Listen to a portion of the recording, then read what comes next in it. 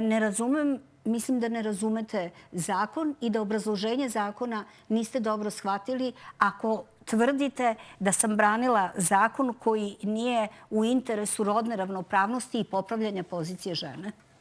Vrlo kratko, ali vrlo kratko stvarno. Pozicija žene me ne interesuje. Vam govorim o tome da nevakcinisanoj deci ne isplaćujete roditeljski dodatak. To je poenta, ali znam i kako ste branili taj zakon.